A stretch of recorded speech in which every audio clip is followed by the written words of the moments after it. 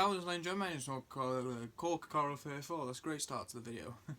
And today we're going to do a review on this badass figure, the Safari Ltd. I think this is 2014. Is it 2014? No, it's 2013. I'm an idiot. I was a year too late. 2014 Diabloceratops etani. Now, Diabloceratops etani, name means the devil horns, and it's a centrosaurine from Utah, from around the age of 79 million years ago. It was around 5.5 to 6 meters long, probably weighed in about 2 tons, maybe even more, according to some estimates of centrosaurine estimates.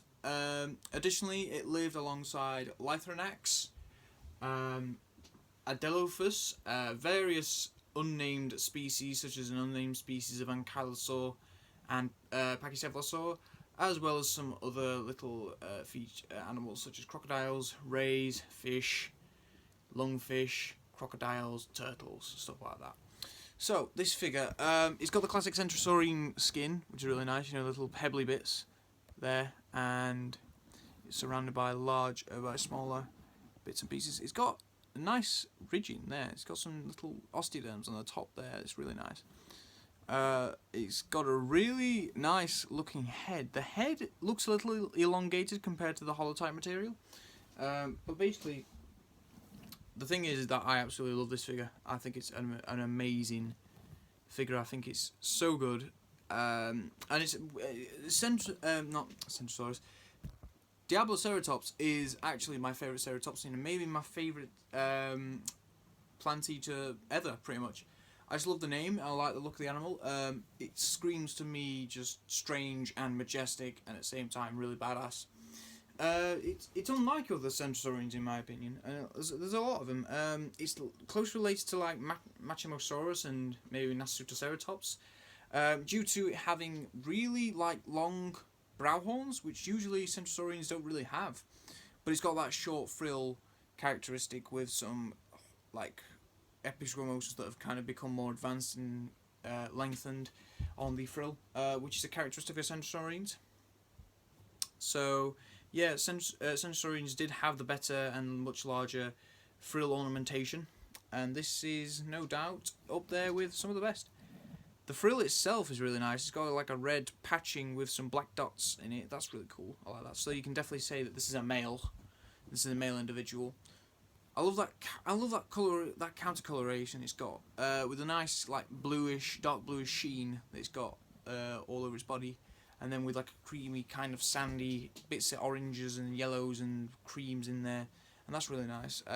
Toes are cool as well. It's got the first 3, which have claws, and the other 2 don't have claws. But the back ones, they seem to have an elongated like dew claw. So yeah. And this guy was definitely a really strange centrosaurine, purely because obviously he's got that weird look to his skull. And again with Safari Limited, again is like they've got this like bulbous area of the tail, and then they've got thin tail, which is weird. It's also got a cloaca. The beak's really good. I like the beak on this. It does seem to be a bit more elongated than the actual type specimen, and it's got these extra and the ridge and these horns on the top there, on the top of the premaxilla and the maxilla and the nasal bones. They seem to be a bit of an addition. I've actually don't think I've seen them as prominent. So yeah, you can definitely associate this as a male, and a full-grown male at that. So this is definitely a really good figure. I do love this figure. I can't actually get enough of it. It's got a really nice pose. You know, it's like walking. It's just like taking a stroll. It's like I'm just strolling. But I like the length of the legs as well. The length of the legs is cool because it gives it that kind of look. It gives that nice, really nice looking feature that it's got. You know, a nice stride, and it's very upright, and it's very, you know, dynamic in its pose. It's very muscular as well with the legs. The legs are nice and muscular, which is really good.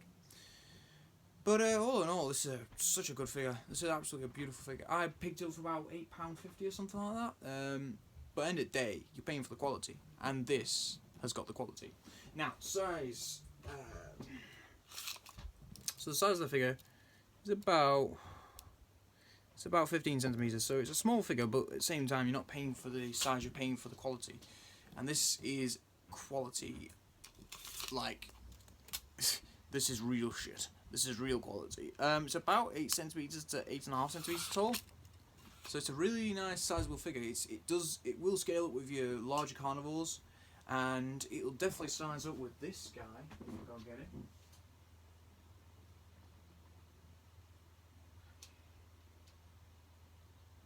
Oh, come on, sit down.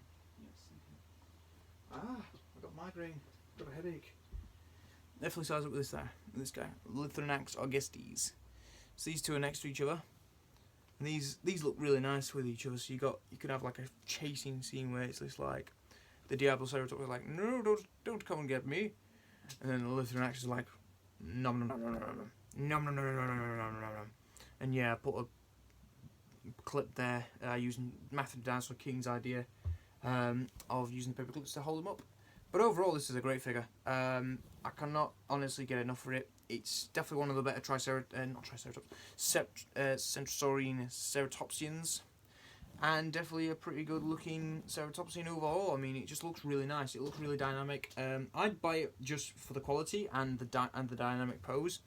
But if you want something that's a more actiony pose, then go with the collector one. But in my opinion, the collector one doesn't look that good. But yeah, go with whatever you want. So yeah, thank you for watching. Hope you enjoyed, and I shall see you later. Bye bye.